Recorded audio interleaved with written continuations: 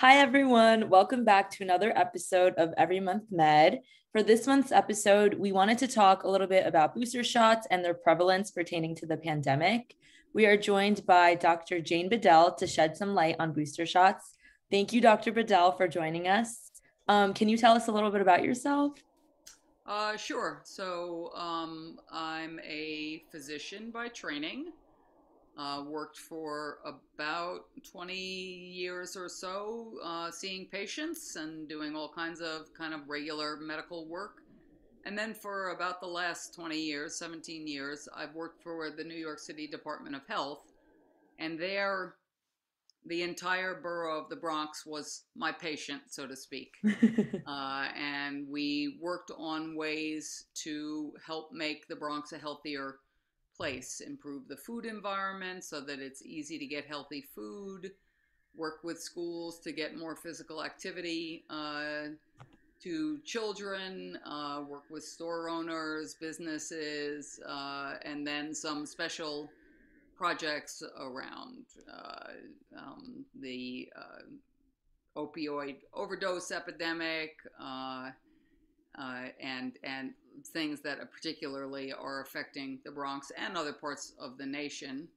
And then also as part of my job at my level in the agency, I was in what's called the incident command system, which means whenever there's something that's an emergency, you put your regular job aside and you take on the job of addressing Ooh. Ebola or Mhm. a hepatitis outbreak or a measles outbreak or a global pandemic.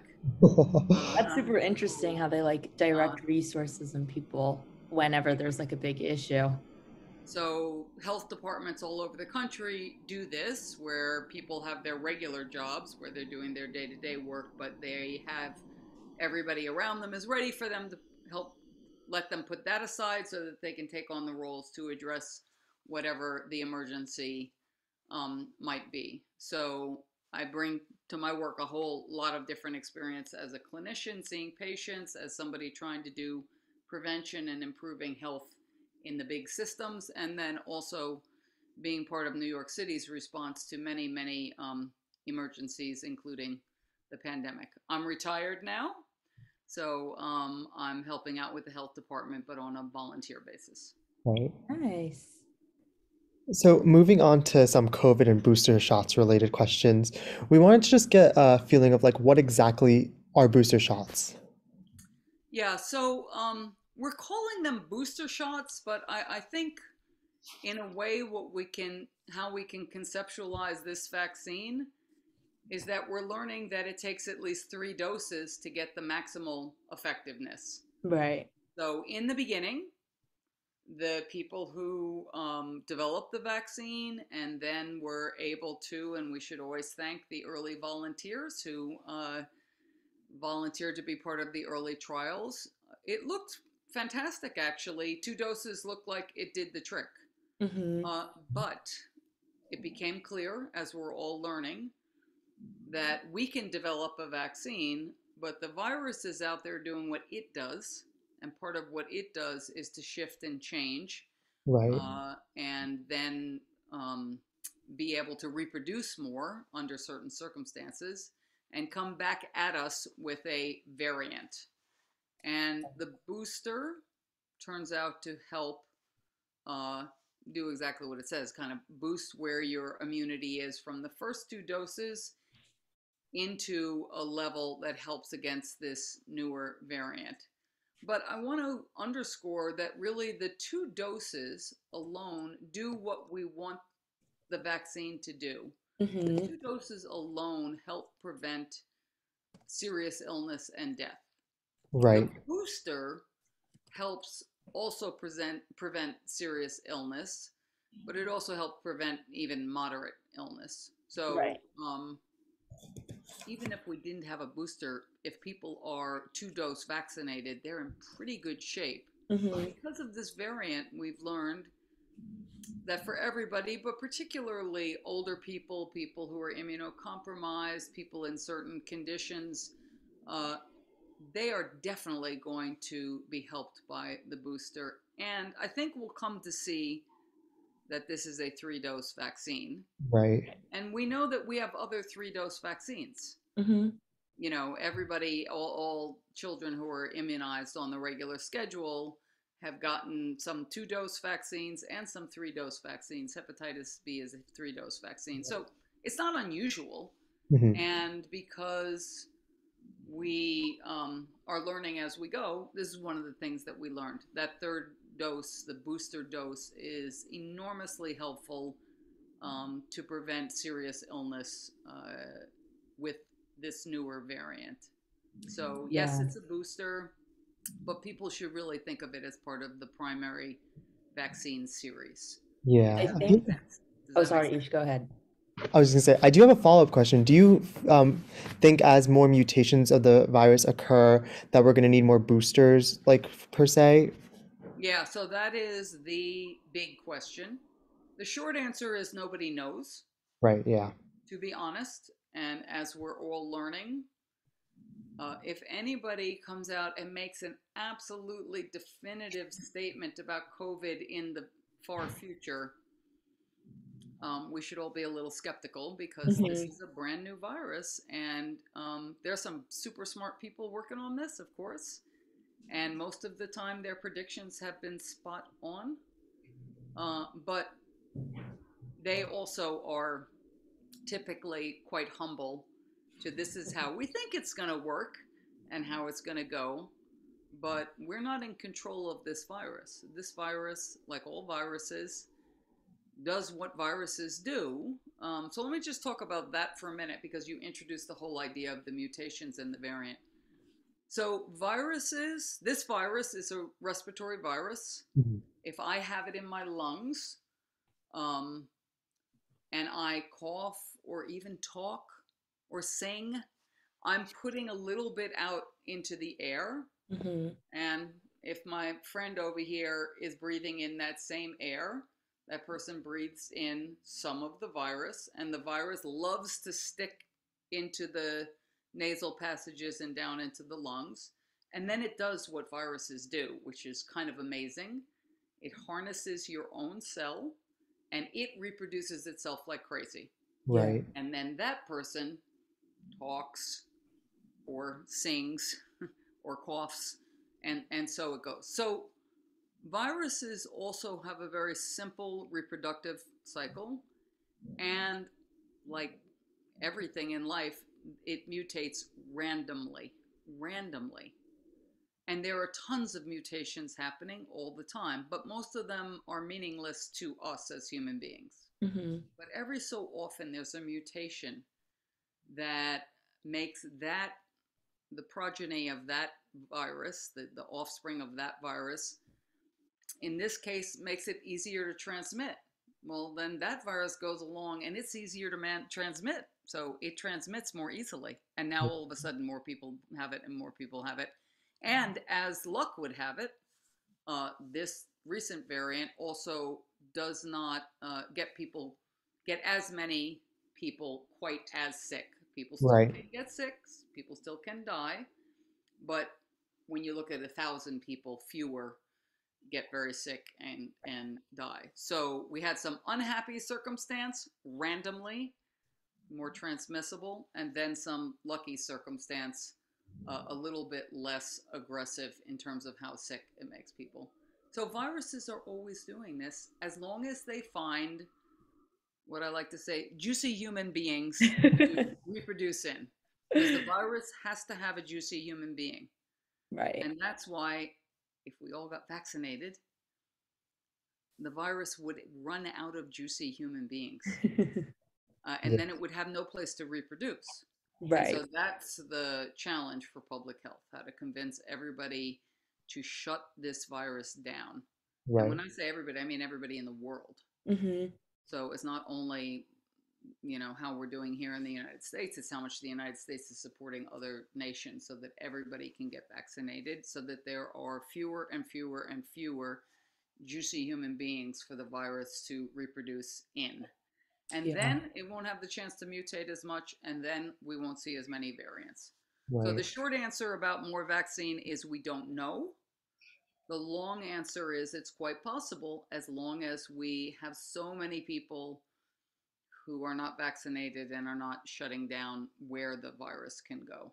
Yeah. Makes sense. So Yeah. there's sort of two things: how Hmm. many people there are for the virus to get into, and um, the randomness of the mutations that all viruses have. I think it's really interesting how you talked about like the randomness of the mutations. I feel like not a lot of people know that, which Yeah, is something that makes it so hard to predict whether or not like future vaccines will be necessary because nobody knows what mutation is going to take and which one is just going to. And also the fact that like it's constantly mutating. We just know the big name. Right. Right. right. So, I mean, the health departments and the CDC and the WHO are following they take a sample of all of the testing, and they really do an in-depth analysis of the virus, and they are fairly aware of how many variants are out there. Most of them, the vast majority, have no significance to us as human beings. Hmm. But then every so often you'll hear the language, this is a variant of concern. Right. And that means they're keeping their eye on that particularly because they see that it has a possibility of becoming more transmissible or causing, more harmful illness or some other characteristic that is meaningful to us as human beings. But I have a most of quick, the variants sorry. are just random. It's just random. And, so the wall of the virus protein looks a little different. That That's what I was going to ask. it's all kinds of little things. It's like, I mean, human beings, we have random genetic mutations as well, Right. Hmm. right? So in human beings, we see that because sometimes there are random genetic birth defects, not ones that are inherited, but they're random. And then also our cells are reproducing all the time. And the theory is that for some cancers, there's a random reproduction mutation that causes a cancer. Yeah. And then Hmm. that reproduces and reproduces, and you get a tumor, et cetera, et cetera. So we have it in our own biology, but we don't think of it in the same way. Yeah. And it's a hard concept to get out to people. Yeah. I think so, and we're always trying to have very simple, clear public health messages. But maybe we could do a better job of conveying some of these slightly more complicated um, concepts, because then you understand better when, whoa, where'd this variant come from? What are you talking about, variant? Yeah, If definitely. we had talked about this earlier, that wouldn't have been so shocking to people. So I think some of it is on us in public health to figure out how to explain things. Yeah, for So, sure. Definitely. yeah. So, our next question is: how is the commercialization of the booster shot similar to the commercialization of the original two COVID-19 vaccinations? And when you say commercialization, what do you mean exactly? I think I mean, I maybe commercialization is a bad word. I think I mean like um how many people are like getting vaccinated, like how it's like spreading or how it's maybe advertised is a better word, like advertised to the public differently than the Sort of the original. marketing of it, if you will, Right, right? exactly. Yeah, yeah. Okay, so I see what you're saying. Um, so first of all, let's talk about the first two vaccines. Is the United States doing a good job or a bad job on the first level of vaccination? We're not doing such a good job compared to Right. other countries, and that's the data on that is coming out now, and it will be coming out even more. And so overall, our vaccine rates are certainly not the highest of any country like ours, an industrialized country. We're sort of in the middle of the pack there for just the two doses as a country. And we have distinct demographics where even fewer people are getting vaccinated. So in the beginning, there was a lot of attention, rightful attention, to people who don't naturally go to government or go to medical care, even poor people, people who are marginalized, people who have grown up in systems of that have racist characteristics and make it hard for people. And of course, without socialized medicine, everybody's nervous about getting any medical um, procedure, even as simple as a vaccine, because they're worried they're going to have to pay for it. Other countries do not have that problem. Right. And they have whole systems that they can harness. So we're doing sort of middle of the road just for the first two. And I think that makes this booster marketing or public health information or commercialization, whatever word you want to use for that, I think that makes that even harder because we're starting with a kind of a shaky base. Mm-hmm. And we've also seen, at least as the mass media portrays it, that people who are adherent to certain political ideologies have strong feelings for and against the vaccine, which is kind of unheard of in other countries, Right. honestly, Yeah. from what I have read and colleagues that I have in other countries. That getting care and saving lives is off the grid from having your political viewpoints, because Right. everybody in those countries is united around the idea that we want to save people's lives Yeah. and we want to minimize people's suffering. We Yeah. don't have that strong a consensus about that in this country, clearly. So I think that makes the initial part of the vaccine marketing and information, and now the boosters, it puts an added burden on leaders, on elected officials, on public health people about how to sell this. I mean, you shouldn't have to sell something. Certain things we don't try to sell. You Right. don't try to sell fresh air. Right. Right. Agree that fresh air is a good thing, Right. and then you do all you can to protect the air. You don't sell that idea. Right. But we are in a state of mind, I think, as a country, or at least some people are, where we do have to think about it that way, because we've had such difficulty with just the first two Right. vaccines. So that's kind of a long and winding response to that question, because That was people are perfect. going to be studying this for decades. Mm-hmm. Yeah. I mean, Could one of the wealthiest nations in the world not come out closer to the top right. in terms of preventing death? We're not talking about something that's controversial, I don't think. I mean, it is controversial, but it shouldn't be controversial. I think everybody Right. would agree I with think, that. So this is going to be one of those questions that is going to be discussed over and over Yeah. again. I mean, oh, sorry. one country that really stands out to me about vaccinations is Israel. I've been hearing that they are constantly like, I heard that they got their booster shots like around November, December of last year, which was like early for us. I was like, that wasn't even a blimp on my radar at that time, you know? Right. So for sure, like Israel is one that just stands out to So me. Israel has a socialized medicine system. Right. For Israelis, I'm not going to go into, but I am going to say that they have a two-tiered system also. Palestinians do not get to enjoy the same access to healthcare that Israeli citizens do. But putting that aside for a moment, they have a socialized medicine system. People trust that system. Right. So it has become a trustworthy system. You can't mandate trust. People develop trust.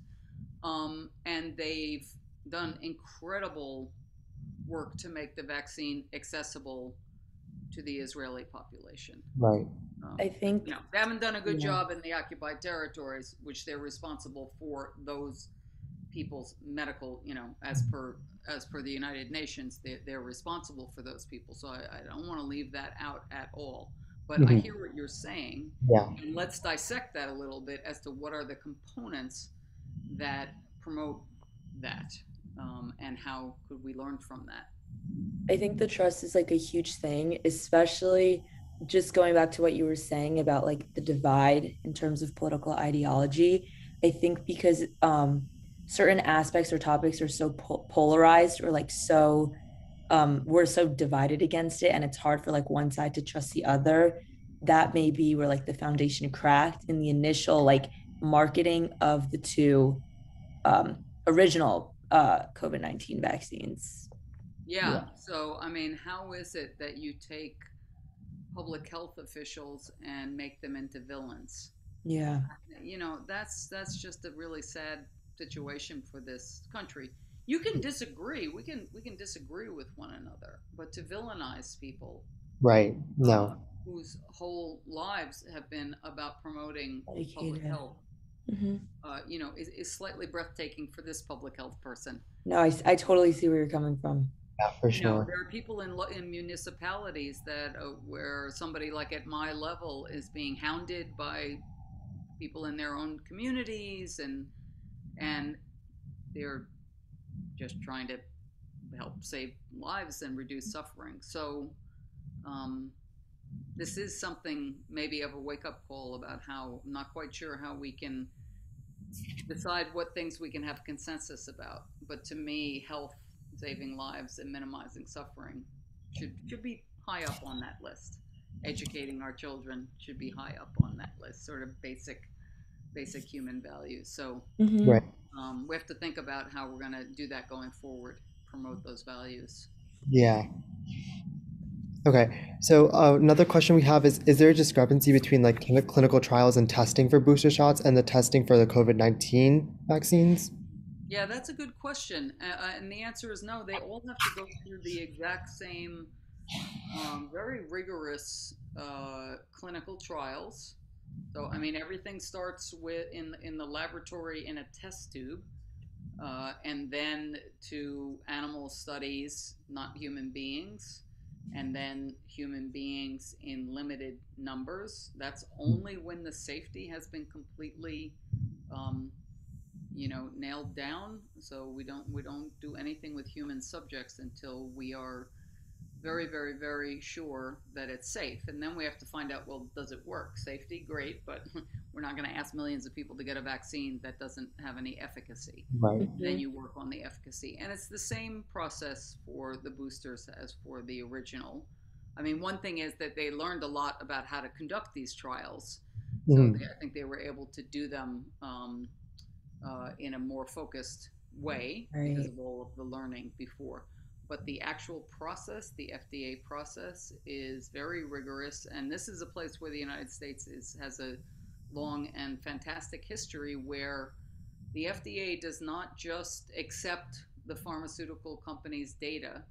They look at the data themselves and they reanalyze it themselves and they question it themselves on our behalf, because they're operating in the public interest. So other countries sometimes will just accept the Right. pharmaceutical data, but Mm-hmm. our process in the United States is not to do that. And all of these vaccines, including the boosters, have gone through the same rigorous process. And we've seen the outcome that the vaccine is tremendously Right. safe. Yeah. And there really have been very few surprises. And even when there were small issues or questions, we had a system that could put everything on pause, reanalyze the data, look at it again, have the minds think about it, and then figure out what's the best way going forward. So I think we've shown in these 2 years that this system is very beneficial to the public and works well because there really Yeah. there really haven't been any tremendous surprises. And when you think of the millions and millions of people who've been vaccinated, it's an incredible. That part is an incredible success story. Just For Yeah. sure. And I think it's like, science. yeah, I think it's so interesting, especially to see. We did like a case study on the production of different vaccines in one of my classes last year. And I think it was super, super interesting to see how like everything was so expedited Mm. and the continuous and constant work that so many people put in, which we should be so grateful for because they worked super hard. And it's so interesting to see how when this new problem emerged, the FDA, as well as these companies that produce the vaccines, just took the role on to make this a priority and expedite it to get it out to the public as quickly as possible. Right. So some people, so when they hear that the things got sort of speeded up, that makes them nervous. Like, were there shortcuts? Yeah. And as you probably know from studying this more, it's not. There are no shortcuts. You can't Mm-hmm. shortcut elements of how you study. But you can suppose, the example I give, having worked for a big city government, is, suppose the committee that makes these decisions meets once every 3 months. Yeah. Okay, you have all your data, ready in month number one, but you don't get to present it until month Till number three. three. Expedited means that the government says that meeting that you have every 3 months, we want you to have that meeting next week. Yeah. And Yeah. you're going to get everybody, and you're going to assemble everybody, and you're going to get them in a position where they can make that decision in the first month and not wait for month Interesting. number No. 3 for a routine meeting. Yeah, We're gonna shorten all of the bureaucratic processes, but no shortcuts on the science. definitely. I And think so that's that's good what to happened know. to speed things up. It wasn't about speeding up the science Right. part, because Right. you cannot. There's no way to speed that up. But you Hmm. can do these things that shorten the bureaucratic process, and that's what was done under President Trump, and I give him a lot of credit for that. Yeah. They really expedited the system, and that the vaccine came out sooner than a lot of people thought it would. I Yeah, I think that's think really interesting. Oh, sorry. I was gonna say the same thing you were. Yeah, I'm sure we're gonna say the same thing. I was just gonna say I think that's super interesting to know because I don't think a lot of people know that it's actually like the bureaucratic process that's shortened as opposed to the science. And hopefully, like people like listening to this now that hear that, if that's like a concern of theirs, that'll like be Yeah. addressed. No, Yeah, that's a because super. everybody's worked in a system where, there's some regular meeting or convening or whatever, and you have to wait for that. And the other way that the process got shortened in terms of time is the pharmaceutical companies and the labs were given money so that they could run their labs 24/7. Hmm. So you could run a lab Monday through Friday, 8 to 6, or you could run it all the time. And now, of course, you can do things because you're running your clinical trials and everything even over the weekend, even at night, and you've got many, many, many more people Right. working on it and able to keep the processes going over time in a more focused, concentrated way. So that's the other way that things got expedited. Yeah, I think it's important for people to know that because when people think of expediting, they don't, oh, just 3 days of research and then they made the decision to Right. vaccines. Right. No, it was more, we're doing the science, we're doing it, but when it comes to deciding whether this is going out, that was a quicker decision. So I think Right. it's Exactly. important for people to know that for sure. Yeah, Yeah. Yeah. definitely. I mean, like certain things, I try to use different examples. There are things like in cooking, you can't speed them up. But Hmm. if you have all your ingredients assembled You and can you speak got that. people helping you to get the things into the pot or the pan, and so they can all go in quickly, those are the ways that you can make the whole process go more quickly. I But like Yeah, that if you analogy. try to speed it up, you're just going to burn the Yeah. sauce. So that's not going to help anything. that's a really good analogy. I like that analogy.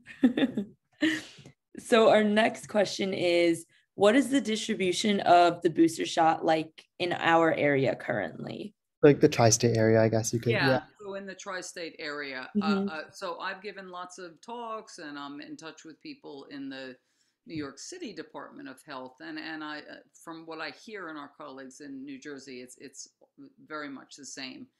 There is absolutely no shortage of booster shots, and each of the governments is, I mean, really doing and being very creative about how to make it accessible to people. So in New York, there are church groups who offer it in coordination with the health department as part of their regular, meetings with people. We have vans that are in my neighborhood here in the Bronx that are you can just walk into and get your booster shots. They've incentivized pharmacies to be able to give the shots in pharmacies. Some people trust their pharmacist more than anybody else in their healthcare field. You spend a lot of time, if you're taking regular medications, at your local pharmacy. So that's an important link in the chain. And in the very beginning, if people can remember back that far, there were many more people who wanted the vaccine than we had vaccine in the very, Hmm. very beginning. For sure. Yeah, there's a There was shortage. a lot of anxiety and a lot of, and those of us who have done some of this before were like, don't worry, this is all going to even out soon. And within a couple of months, it evened out. The people who were bursting to get their vaccine got it. And now we have more the opposite problem where we have a lot of vaccine and we got to do a lot of work to get it to people who are Right. still thinking long and hard. They have, um, some people have a lot of really great questions and they don't have people in their lives, particularly, who can answer those questions well for Hmm. them. They got other people who can answer other kinds of questions, but they don't have, all of my friends called me up and they were asking all their questions. But what if you don't happen to know a public health doctor? Right. Who are you going to ask? You might not have anybody like that. So every person deserves to have all of their questions answered and Mhm. answered in a way that is credible and meaningful with integrity and honesty there. And there's still some people who, you know, they haven't had all their questions answered. So it's our job in public health to be out there in many different ways, not give up on people at all. Everybody's got their own time. Maybe they hear of something in the news or something happens to a friend or a relative of theirs and they go, okay, now's the time. Now I'm ready. Hmm. And we just have to keep at it because the last it's true about almost any project, but the last 10% of a job takes 50% of your effort. Yeah. That's why it's the last 10% because it was the hardest to get done. So we're sort of in that part of the timeline now. Do you feel that people are? I remember reading in the news that you could like mix match your vaccine. So if you got Pfizer your first two, you could get Moderna your third.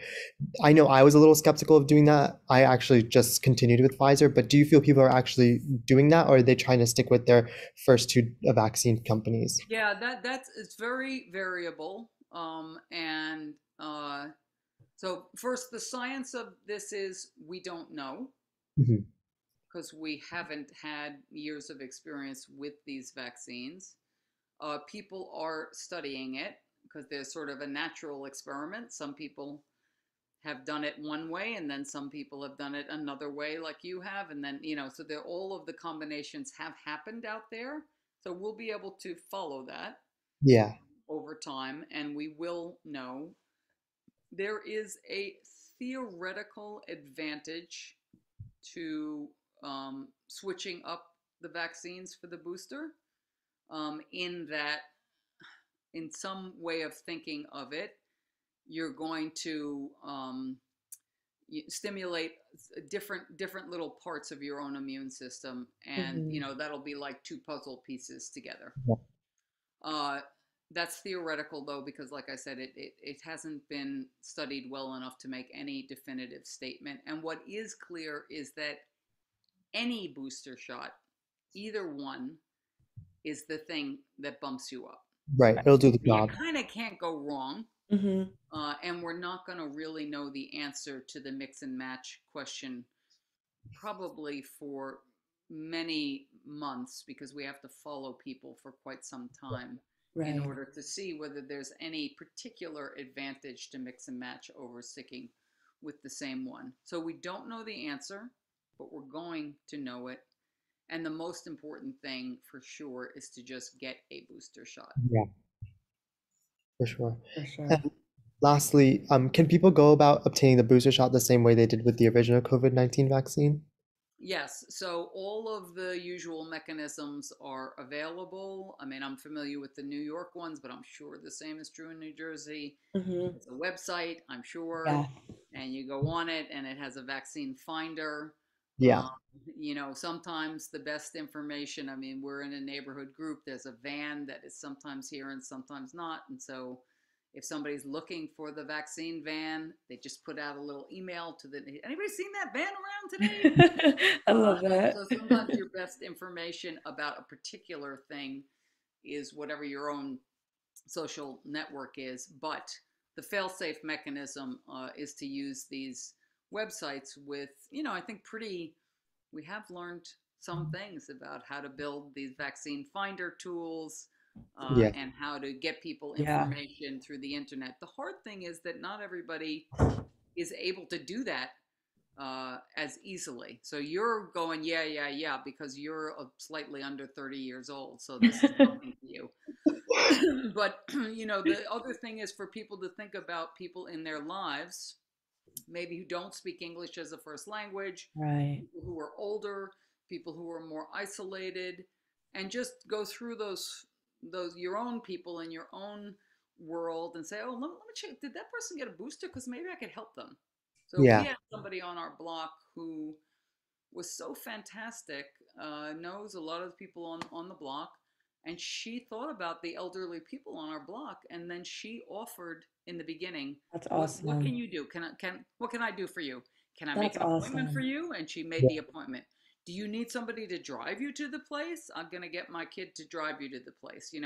So she thought through how to help her neighbors. So I always use her as an example. That's So awesome.